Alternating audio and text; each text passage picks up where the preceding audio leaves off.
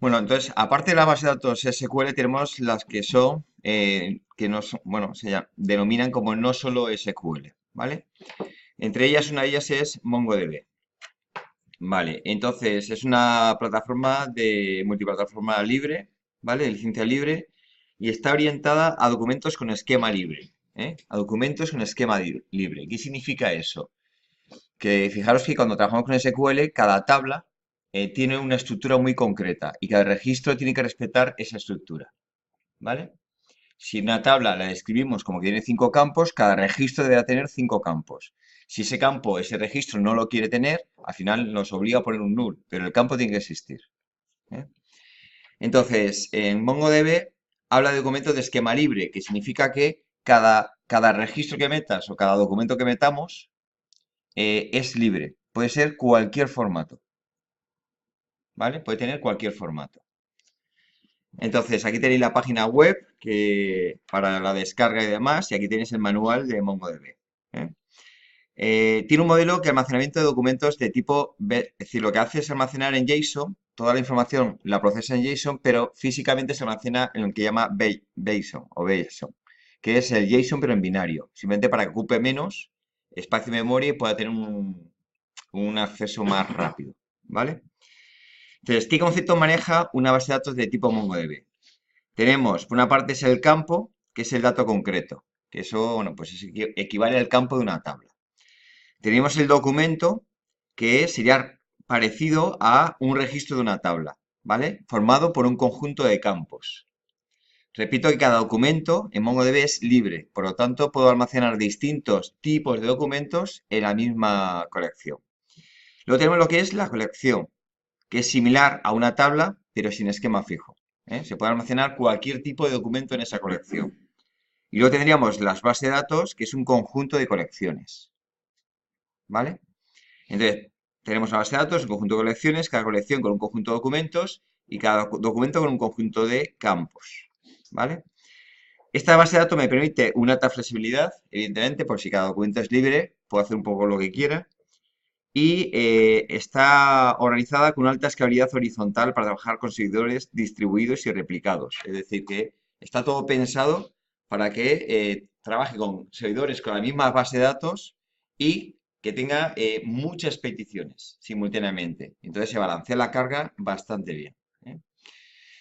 Evidentemente, la base de datos en sí no tienen esquema. ¿Queda claro esto? Pero ¿qué ocurre? Que yo no trabajo directamente con base de datos. Yo voy a trabajar con Spring, ¿vale? Spring, eh, con el proyecto de Spring Data orientado a MongoDB. ¿Qué significa eso? Que yo voy a utilizar unas clases de Java que van a representar los documentos de la base de datos. Y aunque MongoDB es un esquema libre, ¿qué nos ocurre a nosotros? Que yo no trabajo con MongoDB directamente, voy a trabajar con clases de Java. Y las clases de Java tienen esquema. Por lo tanto, finalmente, del punto de vista de mi software de Spring, yo, aunque trabaje con MongoDB, voy a tener esquema, porque me lo proporcionan las clases de Java que tienen un ORM detrás. ¿Entendéis esto?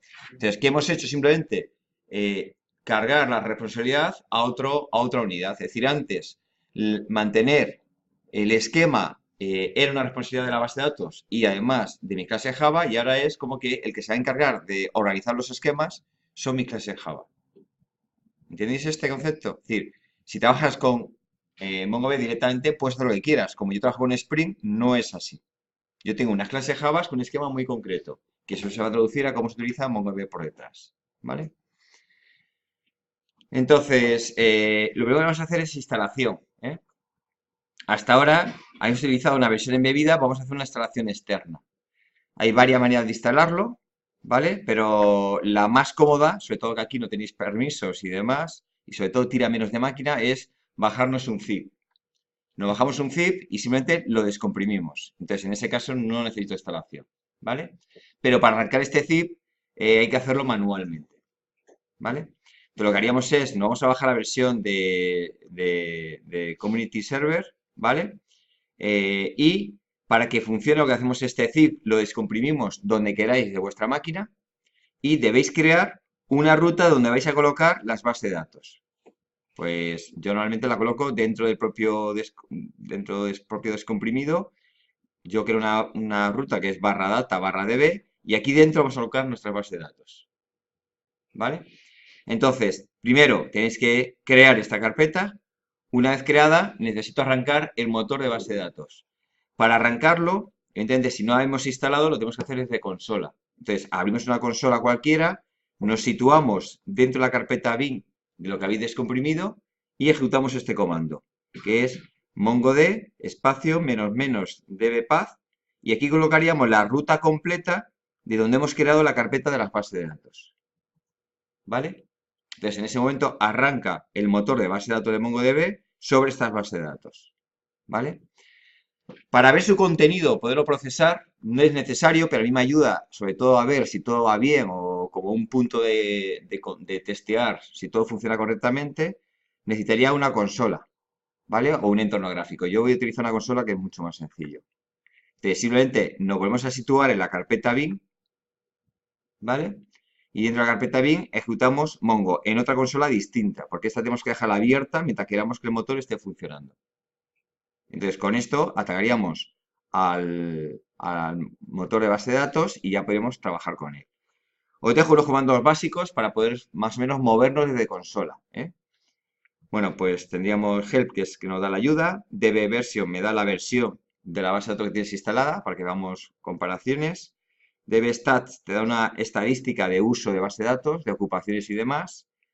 Y bueno, aquí las más importantes son show databases, que lo que hace es mostrarme las bases de datos que tengo ahora en ese momento funcionando.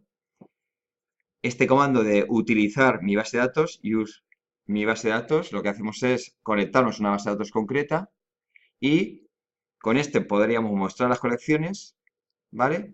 Podríamos borrar la base de datos o borrar una colección, ¿vale? Repito, el último que le vamos a hacer es simplemente cuando grabemos desde Spring cosas en base de datos, si queréis ver cómo se hace por dentro, cómo lo deja en MongoDB, ¿vale? Luego aquí os dejo unos comandos para poder trabajar con ello, ¿no? Por ejemplo, el MongoDB es mucho más flexible que un motor de SQL, ¿vale? ¿En qué sentido? Por ejemplo, aquí no te obliga a crear la base de datos. Si Spring utiliza la base de datos y si no existe, se van a crear automáticamente. ¿Vale? No te obliga a crearlas previamente. Entonces, por eso normalmente no hay que hacer nada. Luego, igual que con las colecciones, si intenta utilizar la colección que no existe, se crea. ¿Vale? Para ver el contenido de la colección, que es el que más vamos a ver, para ver qué hemos hecho por dentro, tenemos db. El nombre de mi colección, buscar.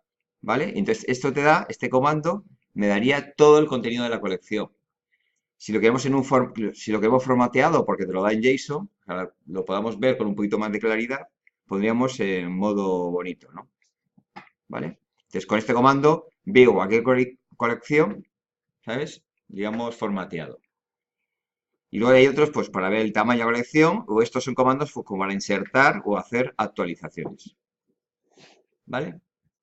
Entonces, lo primero que vamos a hacer es instalarla a la base de datos. Si no las tenéis instaladas, la vamos a instalar. Para instalarlas, repito, nos iríamos a la página de MongoDB, porque como cambian cada vez.